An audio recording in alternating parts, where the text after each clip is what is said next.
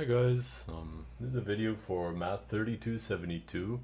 Still trying to make up enough time to for the missed class, like due to the holiday on Friday.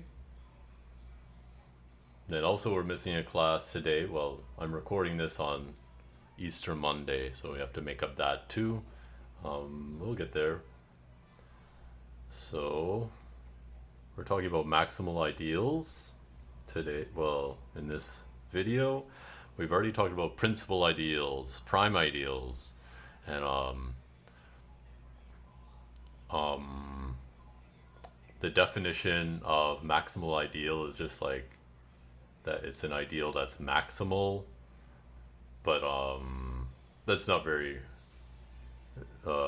helpful. So let's just write out the definition. And after we do the definition, just like for prime ideals, there's like a condition on the quotient by the maximal ideal, which tells you if it's maximal or not. So that can be useful. So we'll talk about that proposition, that condition to be maximal, and then we will do a few examples. Or yeah, okay. So what does it mean for an ideal to be maximal? Okay, so we'll call it M for maximal. So let's take an ideal M. Then M is called maximal if for all ideals J such that M is a subset of J is contained in R, either J equals M or J equals R. Okay. Meaning the only ideal that's bigger than M is the entire ring. Okay. So that's what maximal means. Let's see. Also for this definition, we should assume that, well, let's just write it explicitly that M can't be equal to R. I should have written that up here. So let me just add the condition that M and R have to be different. Okay, because this statement is still true if M equals R. It's just true like for trivial reasons. Right, so that's what a maximal ideal is. Okay.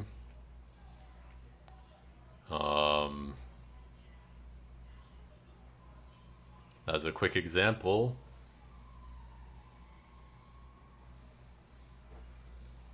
in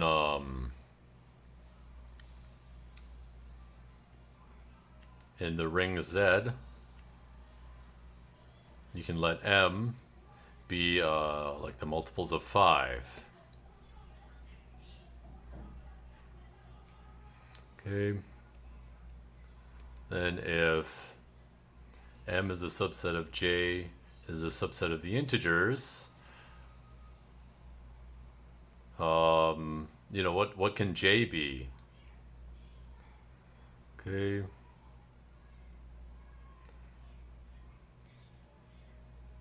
So if J is not equal to M, it has a least positive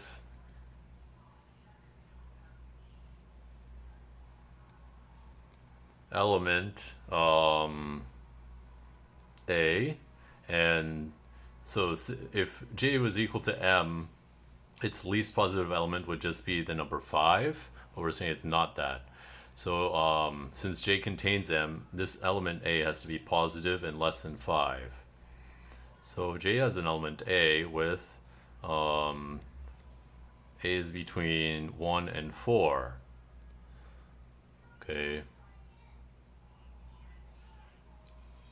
If A equals 1, then you can see that J contains 1, so J has to contain all of M. So let's just like carefully go through the cases. We'll see later that we can kind of dispose of all these cases, but for now let's just go through each one. If a equals 1, so then 1 is in J. Well, J is an ideal, so n times 1 is in J for all integers n. In particular, all the integers are in J. So in that case, the integers and J are the same. Okay, that's what we want. We're supposing that J is not equal to M, and we have to show that J actually equals Z in this case. Okay, because we're trying to show M is maximal. Okay, case A equals 2. Okay, so 2 is in J. 5 is also in J, which is in M. So M is a subset of J. Okay, now let's see. So now J is an ideal, so it's closed under subtraction and multiplication by integers. So we can look at 5 minus 2 times 2. Right? So 5 is in the ideal J, 2 is in J, so 2 times 2 is in J, so 5 minus 2 times 2 is in J. That's just 1. Okay, and we're reduced to, okay, we know that if 1 is in J, then J is the entire ring. So that proves that J equals Z by case 1. Okay. If A equals 3, well, 3 is in J. Now, also 5 is in J. Now 2 times 3 minus 5 is also in J. Well, that's just 1. So again, in this case, J is the entire ring. And in case of 4, again, you see that 5 minus 4 is 1, which is an element of J. So J is the entire ring. Okay, and sorry about that. And you'll see like the key point to each case is actually that we're able to write 1 as a combination of 5 and 2. Okay. Okay, but we'll think about that more later. But we've shown that if J is any ideal between M and the integers, it's either equal to M or equal to the integers. So M is maximal. Okay. Of course, like going through all this stuff is kind of like a little bit on the tedious side. Well, part of that is the way I do it, but you know, should at least try and think of a criterion to check if an ideal is maximal, and we have the following. And this is similar to the criterion for a prime ideal. When an ideal is prime, an ideal is prime when its quotient is an integral domain, and now we'll see that an ideal is maximal if its quotient is a field. Okay, and notice all fields are integral domains, which tells us that all maximal ideals are prime ideals, but not all prime ideals are maximal ideals. Okay. So this is our proposition that R, again, this is a commutative ring. Let M be an ideal. Okay. Then M is maximal if and only if R mod M is a field. Of course, for this proposition, we need to know what a field is. Okay. So, just a moment. Okay, so we need to talk about what a field is. We'll probably come back to it later, but let me just briefly tell you what it is. F is a field means first part is f is an integral domain, and with the additional conditions that every non-zero element of f is has an inverse. For each x not equal to 0 in f, there exists x inverse with x inverse equals x inverse x equals 1. Okay, and remember what an integral domain means. Here we have I'll just put it in brackets. No, I'll just put it as like 3. Integral domain is commutative ring.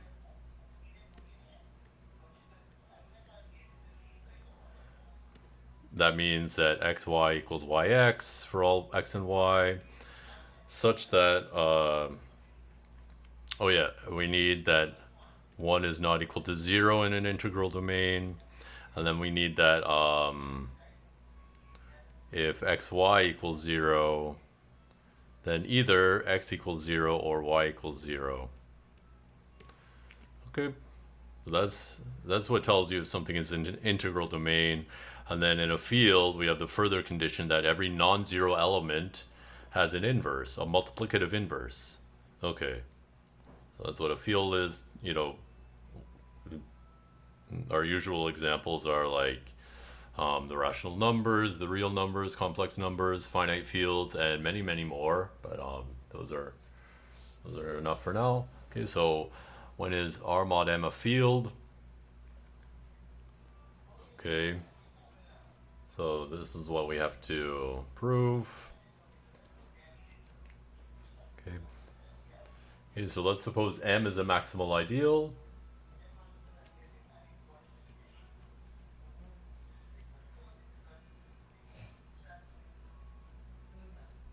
Okay.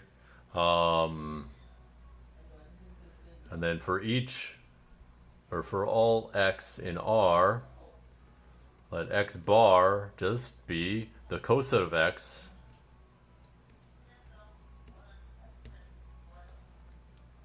Okay, just for convenience. So I don't want to write like x plus m's everywhere. X bar, that's going to be x, the coset of x, or x mod m. Okay, that's x bar. And we have to show that as long as x bar is not 0, there is some y for which x bar, y bar equals 1. Or the coset of 1 bar. Okay. Okay, so let x bar be an R mod m with x bar not equal to 0. We need to show that R mod m is a field. That means we need to find, our goal is to find y bar such that x bar, y bar equals 1 bar. Okay, an inverse to x.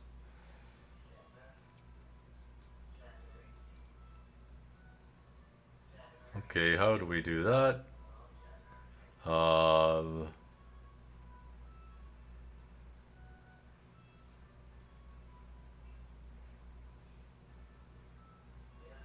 Okay, so let's just take let's let J bar be the ideal of R mod M generated by X bar. Okay, so this is the set of all X bar, Y bar, such that Y bar is in R mod M. Okay.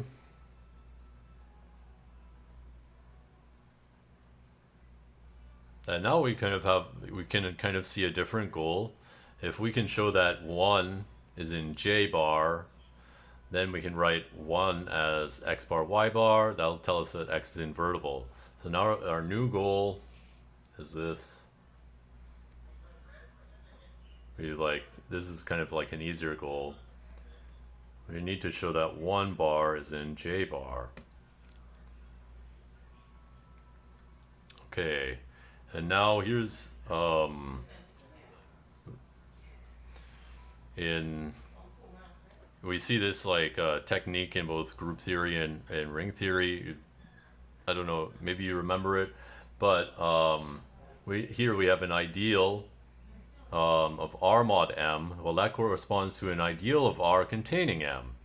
You know, if you think about like subgroups, uh, a subgroup of R, a subgroup of G mod H corresponds to a subgroup of G containing H. So now we have so there's an ideal J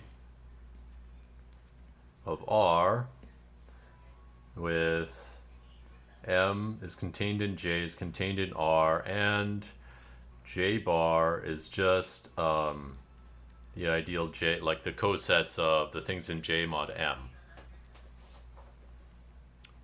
Okay, so that's pretty good because we have a situation like this. Well, M is maximal, so in this situation we have either J equals M or J equals R. Okay.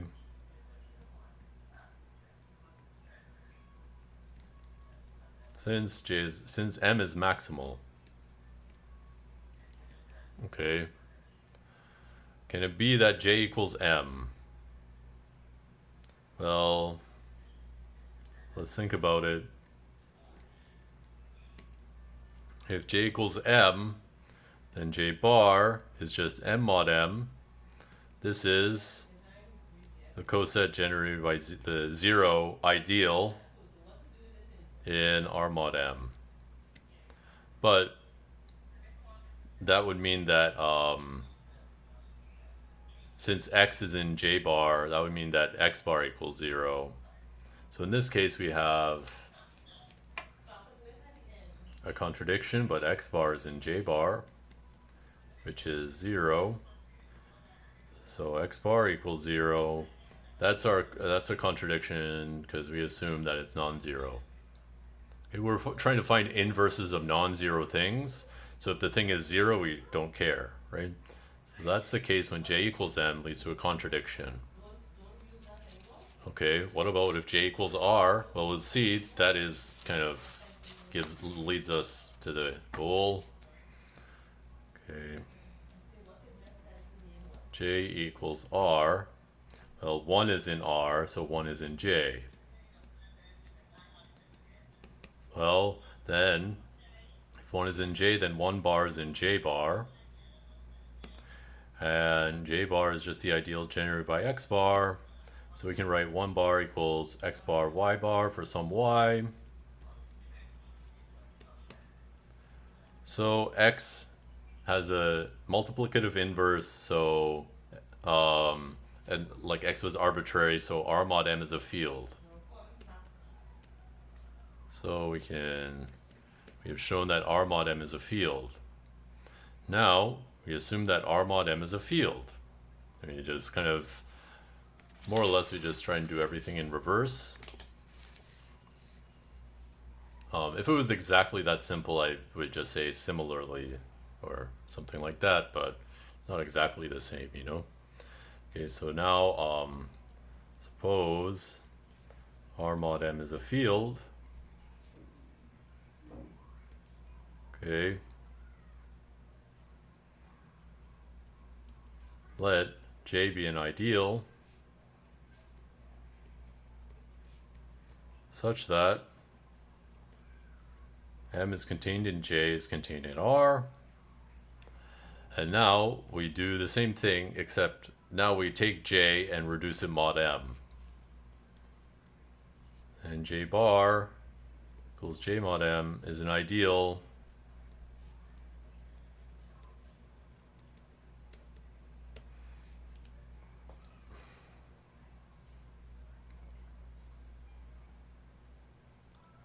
okay. We have to show that J is either equal to M or either equal to R. So our first case is that J bar is just the zero ideal. Well, then J has to equal M. So the only way to So the only way to have the zero ideal mod M is when you take M and just mod out by M. Okay.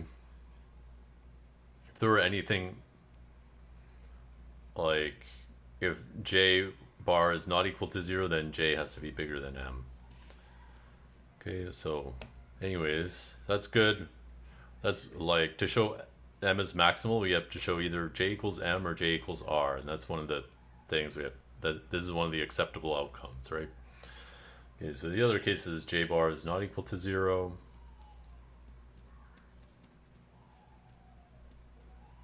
And in that case, there's something non-zero in J bar.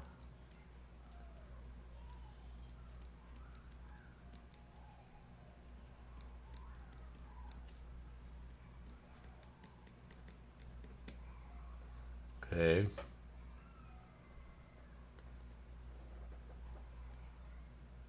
But R mod M is a field.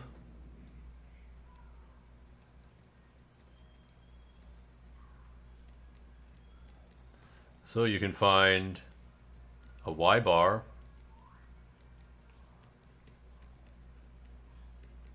with 1 equals X bar Y bar.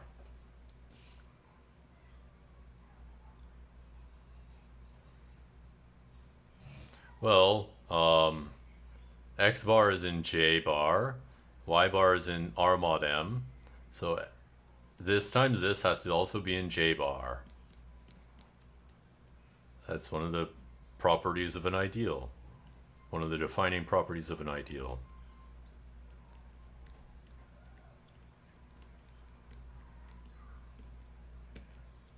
Okay, so 1 is in J bar. Therefore, well, if 1 is in J bar, then anything in R mod M is in J bar. Okay, and the only way to have J mod M equals R mod M is when J equals R. And that's the other thing. We need to show either J equals M or J equals R, and in this case we have one of those two, so we're okay. And so in neither case we have J equals M or R, so M is maximal. So that proves that M is maximal.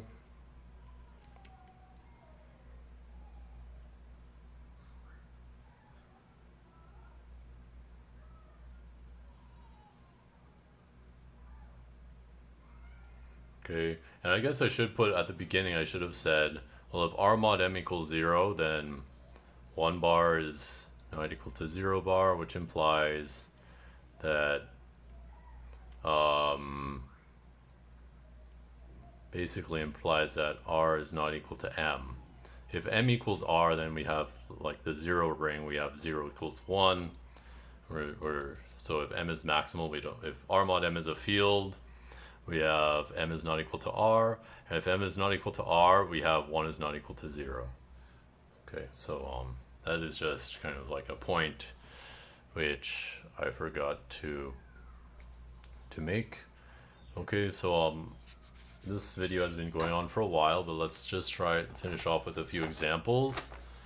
Okay, examples. Let M be a maximal ideal, then M is prime. So any maximal ideal is a prime ideal, right? Because any field is an integral domain. Okay.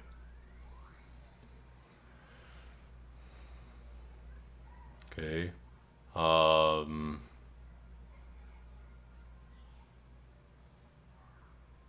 Another example, if the ideal generated by, if the 0 ideal is maximal, then R is a field. Okay.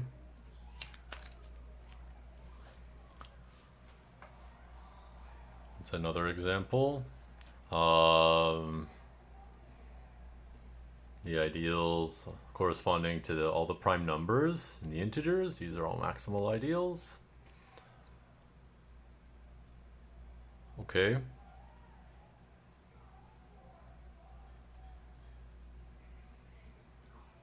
Okay. That's another example.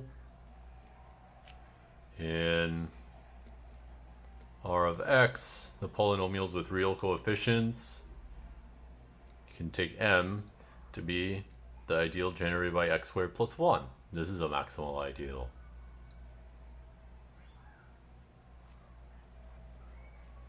Okay.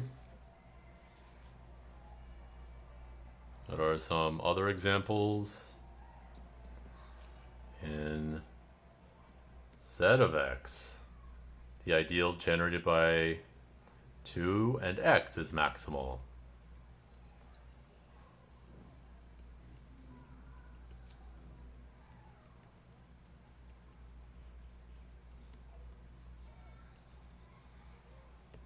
Okay. Lots of maximal things. 6. In the ring of polynomials in two variables, m equals the ideal generated by x minus, let's say, 1 and y. This is maximal.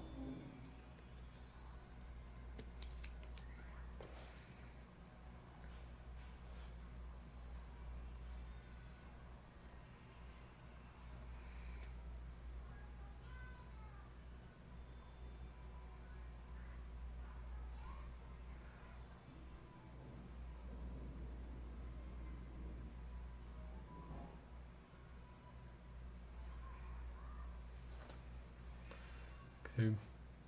And now,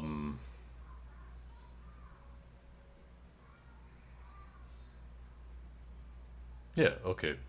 So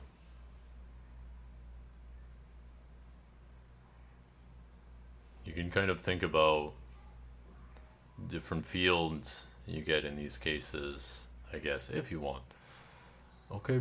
So let's leave it there.